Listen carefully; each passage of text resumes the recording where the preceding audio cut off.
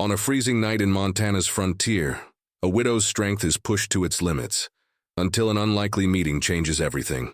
What unfolds next is something she never expected.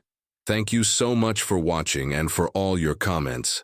Let me know at the end if you liked the story, and where you're watching from and why you're following this. The bitter winds of Montana's winter howled across the open plains as Margaret Wilkins clutched her tattered shawl tighter around her shoulders. 3 months a widow, she still couldn't bring herself to call the small cabin home. Not without Thomas. The December of 1885 had brought the harshest cold anyone in Pinewood Valley could remember, and Margaret's supplies were dwindling faster than her hope. "Just a bit further, Sadie," she whispered to her aging mare, the horse's breath forming clouds in the frigid air.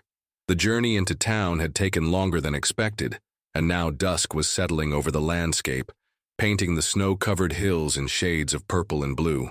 Margaret had only meant to purchase flour and coffee, perhaps trade the few eggs her hens still managed to produce. But Mr. Donovan at the general store had looked at her with that same pitying expression everyone in town wore when they saw her. "Mrs. Wilkins, you ought not be out in this weather," he'd said, sliding an extra tin of beans across the counter. "Not proper for a lady to manage that homestead alone, especially with winter setting in hard." She'd straightened her spine and lifted her chin. "I'm managing just fine, Mr. Donovan." But they both knew it was a lie. Thomas had died suddenly in September, thrown from his horse while checking fence lines. The homestead they'd worked for 3 years still wasn't producing enough to be sustainable. They'd been counting on this winter to plan, to prepare for a better spring planting. Instead, Margaret found herself fighting just to survive each day. A sudden gust of wind nearly knocked her sideways in the saddle. The temperature was dropping rapidly, and the darkening sky promised snow. She wouldn't make it home before nightfall, and the thought sent a chill through her that had nothing to do with the cold. "Come on, Sadie," she urged, but the mare was struggling through the deepening drifts. Through the swirling snow, Margaret spotted a light in the distance. At first she thought her mind was playing tricks, but as they drew closer, the unmistakable outline of a cabin emerged from the white landscape. Smoke curled from the chimney, promising warmth within. She recognized the property, the Carson Ranch. Daniel Carson kept to himself, rarely coming to town except for supplies. Widowed years before, he ran his cattle operation with just a couple of hired hands who lived in the bunkhouse some distance from the main cabin. Margaret hesitated. Proper ladies didn't call on single men, especially as darkness fell, but the alternative was freezing to death in a snowdrift. With trembling hands, she guided Sadie toward the cabin. Before she could dismount, the door swung open. Daniel Carson stood framed in the doorway, his tall figure silhouetted against the warm light behind him. "Mrs. Wilkins?" His deep voice carried across the yard. "What in God's name are you doing out in this weather?" Margaret's teeth chattered too hard to answer immediately. Daniel didn't wait for a response. He strode through the snow and helped her down from the saddle, his strong hand steady at her waist. "I'll see to your horse," he said, his breath warm against her cheek. "Get yourself inside by the fire before you freeze solid." The cabin's warmth hit her like a physical force as she stumbled through the doorway. A fire roared in the stone hearth, and the simple room was tidy but unmistakably a bachelor's dwelling. No feminine touches softened the practical furniture and sparse decorations. The scent of coffee and something savory hung in the air. Margaret stood awkwardly by the door, suddenly aware of how improper her situation was. She was alone in a man's cabin as night fell, miles from town or any neighbor who might chaperone. Yet the alternative was unthinkable. Daniel returned moments later, stamping snow from his boots. "Your mare is settled in the barn with mine. She'll be warm enough tonight." He hung his coat on a peg and turned to face her. "You're shivering something fierce, Mrs. Wilkins." "I'm sorry to impose," she managed. "I misjudged the weather and the time." "No apologies needed." He gestured to a chair by the fire. "Sit. I've got stew keeping warm and coffee on the stove."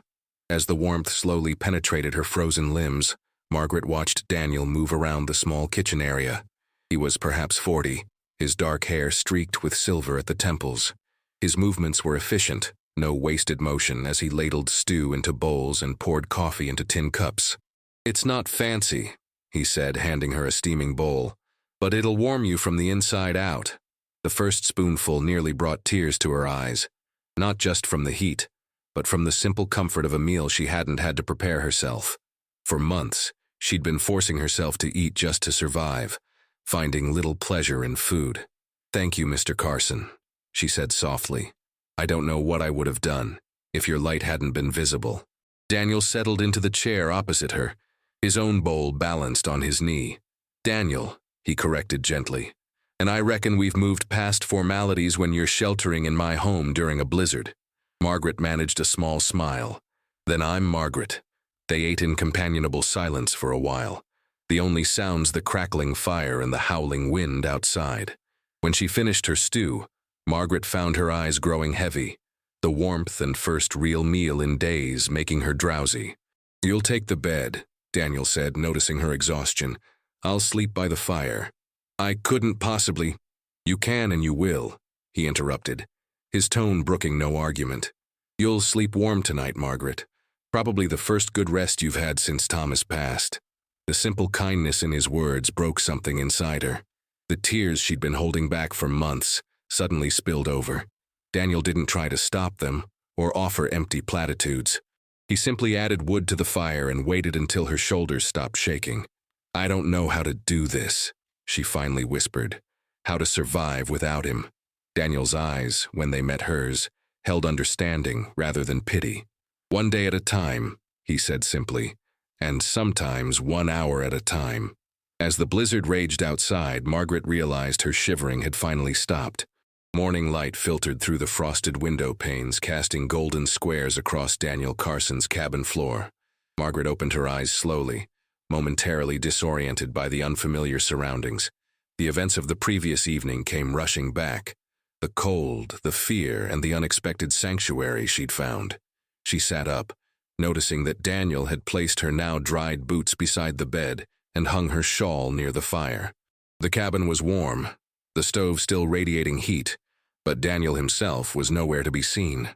Margaret smoothed her rumpled dress as best she could and pinned her hair back into some semblance of order. The impropriety of her situation wasn't lost on her, but neither was the reality that Daniel Carson had likely saved her life.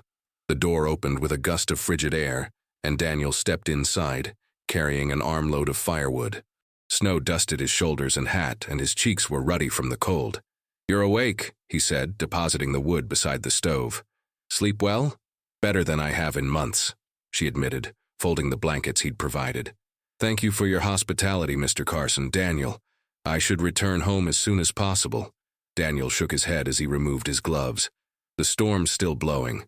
Not as fierce as last night, but the drifts are waist-high in places. Your mare needs rest, and so do you." He gestured to the window. "Besides, it's Sunday. No decent soul would expect you to travel in this." Margaret moved to the window, gazing out at the transformed landscape. Everything was white, pristine, with no distinction between earth and sky at the horizon. Daniel was right. Traveling would be foolish. "I've fed the animals," he continued, pouring coffee into 2 cups. "Might as well make yourself comfortable for the day." The thought of a day with nothing to do was foreign to Margaret. Since Thomas's death, every waking hour had been filled with chores, with the desperate work of trying to maintain what they'd built together. "I can't just sit idle," she said, accepting the coffee he offered. "Please, let me earn my keep. I can cook, clean." "You're not hired help, Margaret," Daniel interrupted gently. "You're a neighbor in need, but if it makes you feel better, you can help me make bread. I've been living on biscuits for longer than I care to admit." The simple domestic task was strangely comforting.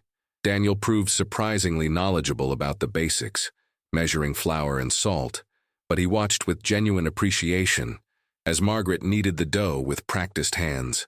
"My mother taught me when I was barely tall enough to reach the table," she explained, working the dough with rhythmic motions.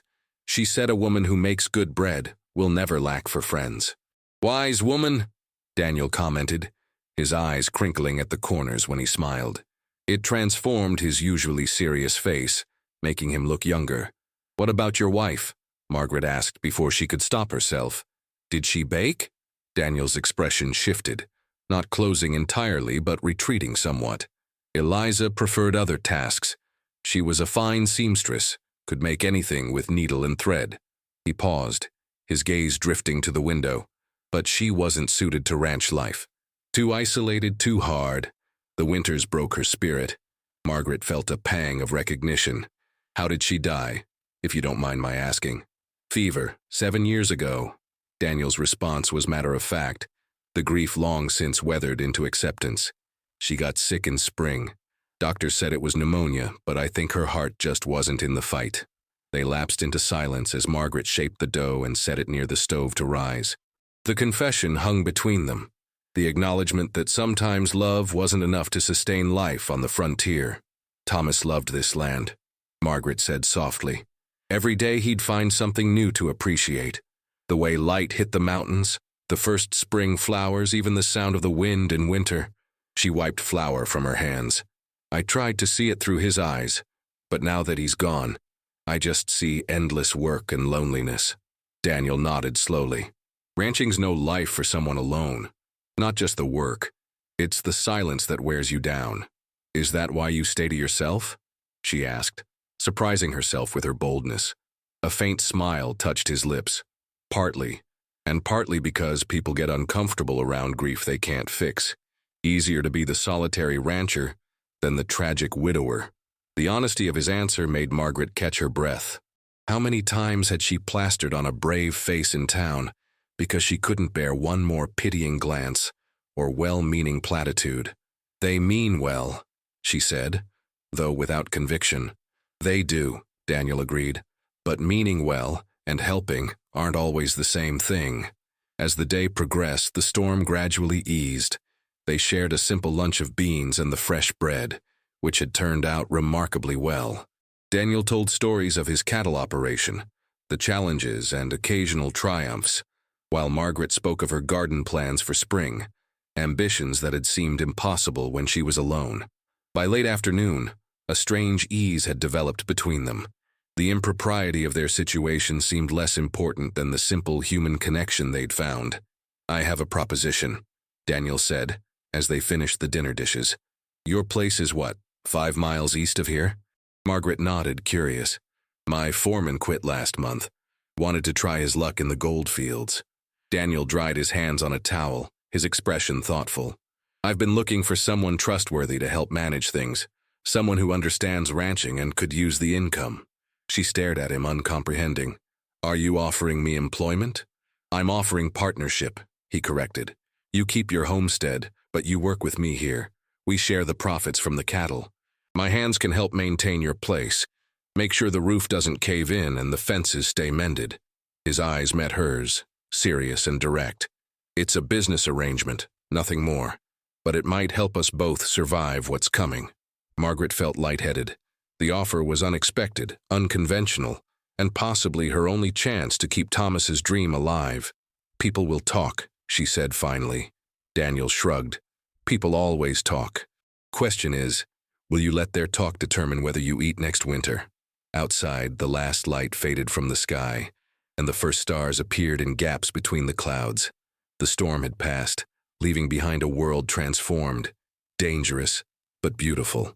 I'll consider it, Margaret said softly, knowing in her heart she'd already made her decision. By early March, the routine was well established. 3 days a week, Margaret would ride to Daniel's ranch, weather permitting.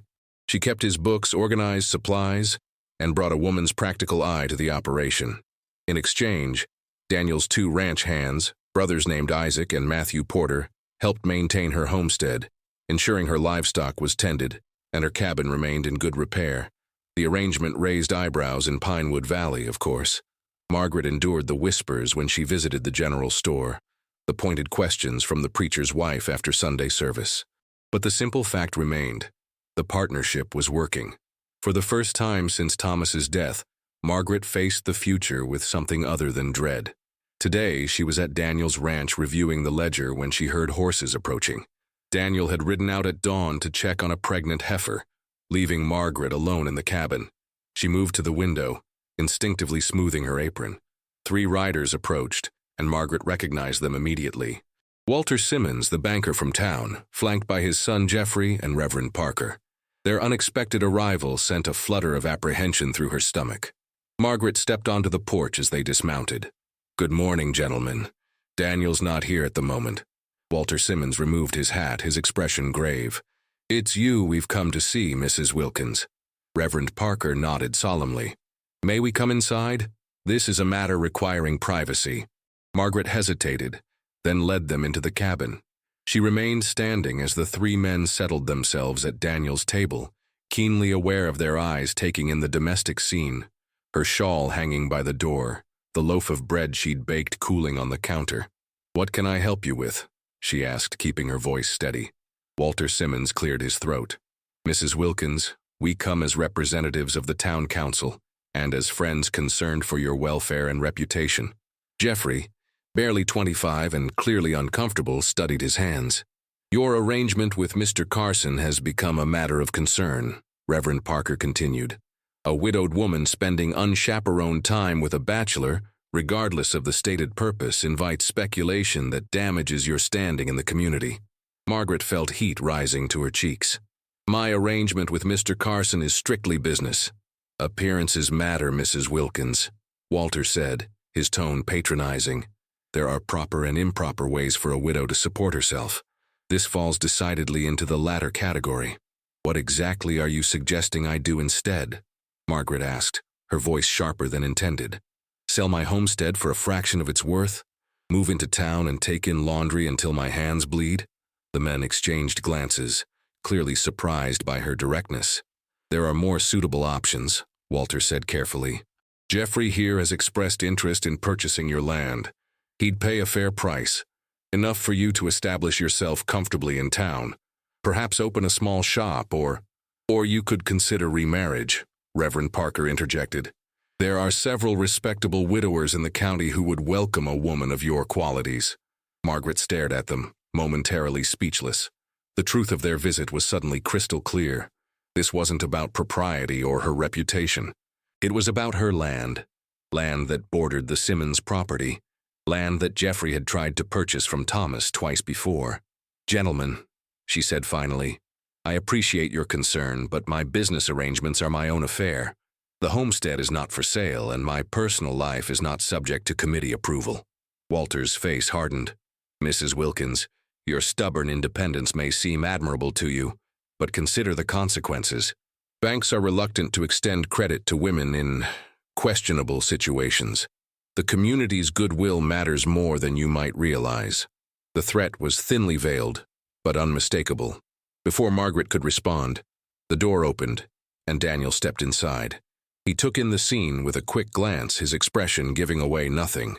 Gentlemen, he nodded to the visitors, moving to stand beside Margaret. To what do we owe this unexpected pleasure? Reverend Parker rose to his feet. We were expressing concern about Mrs. Wilkins's situation.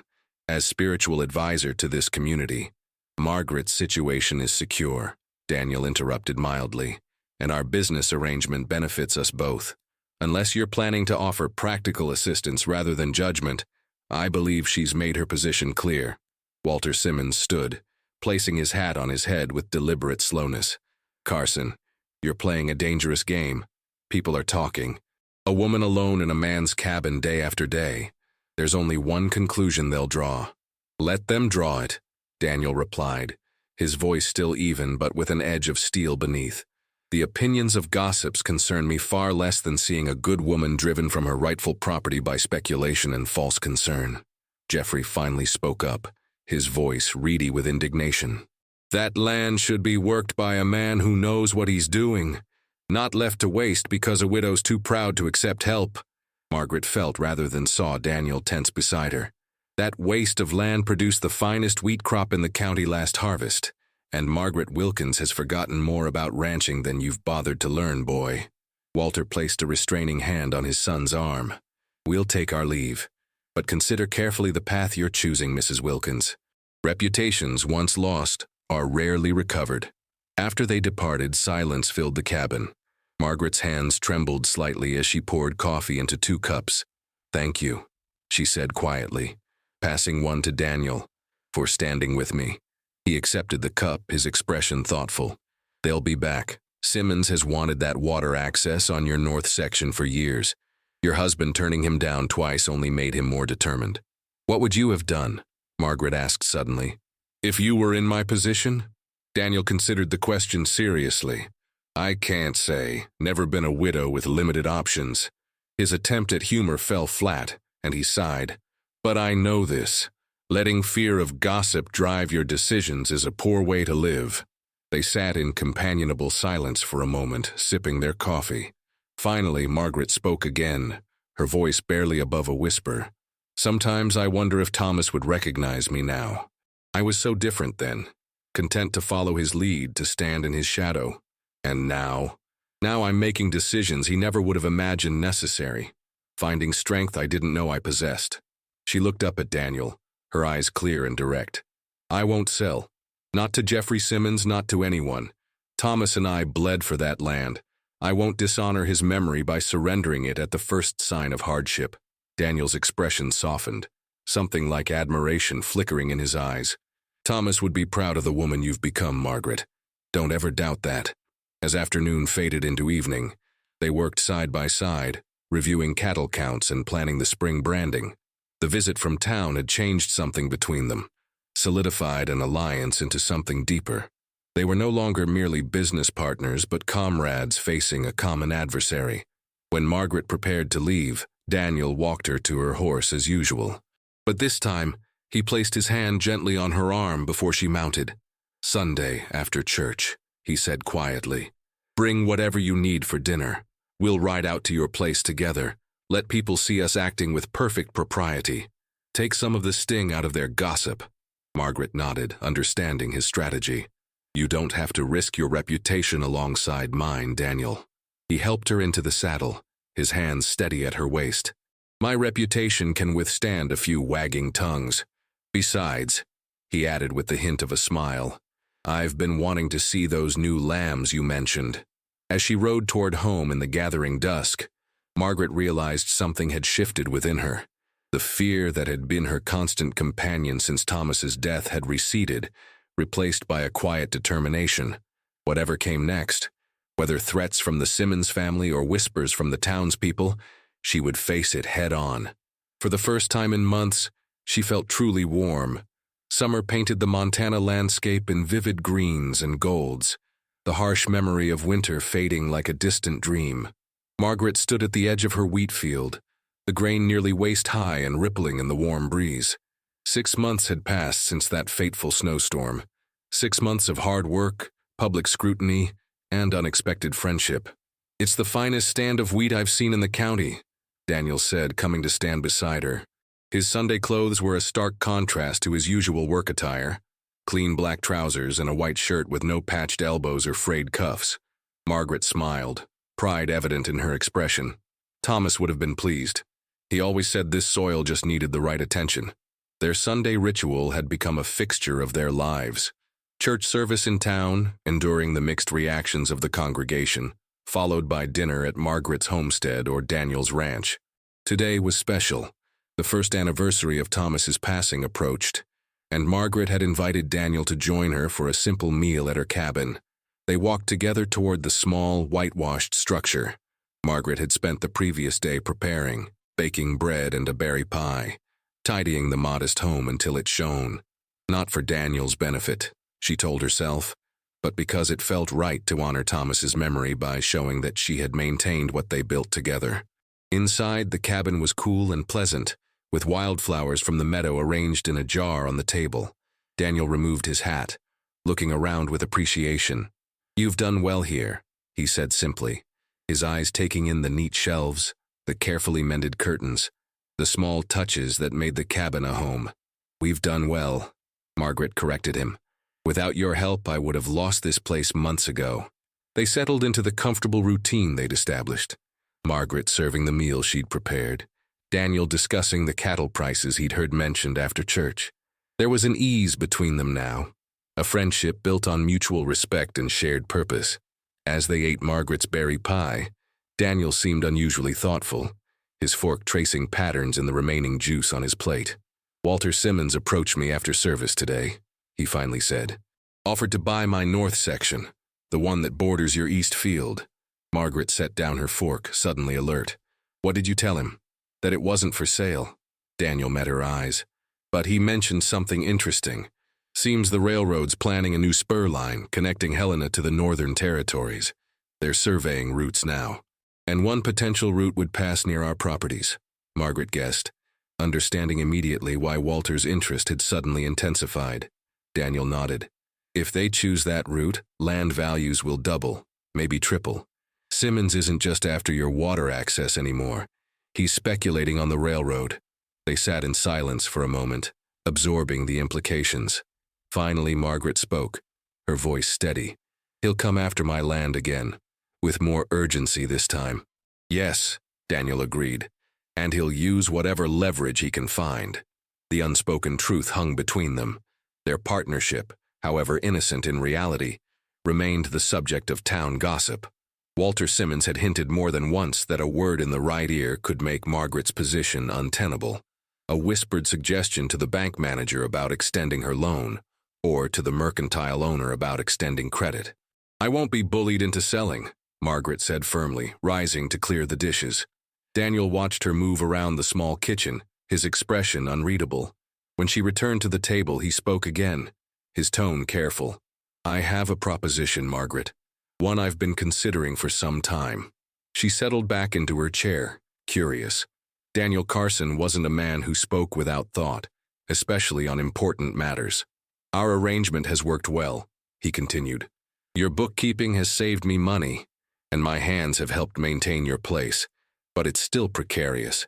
2 separate properties, 2 separate owners, both vulnerable in different ways. Margaret nodded slowly, uncertain where he was heading. What if we made it permanent? Daniel's eyes held hers steadily. A formal partnership. Combine our operations, run them as one enterprise. You mean a business contract? Margaret asked, her heart suddenly beating faster. Daniel hesitated, then shook his head. I mean marriage, Margaret. The word hung in the air between them. Margaret stared at him, momentarily speechless. Before you answer, he continued quickly, understand what I'm proposing. This would be a partnership of equals. Your land remains yours, mine remains mine, but together, we'd be stronger, able to resist Simmons and expand both operations. He paused. It's not a romantic proposition, just a practical one between friends who respect each other.